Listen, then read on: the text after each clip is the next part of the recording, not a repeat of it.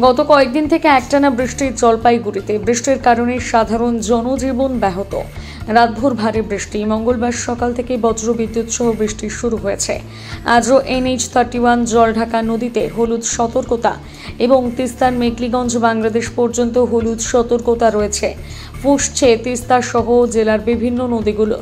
চিন্তা নদীর পাড়ের বাসিন্দাদের জলপাইগুড়ি সেচ দপ্তর সূত্রে আজ সকালে জানা যায় 1127.89 কিউসেক সকাল 6টায় জলপাইগুড়ির গজলডোবা তিস্তা ব্যারেজ থেকে জল ছাড়ার পরিমাণ। আবির ভট্টাচার্যের রিপোর্ট।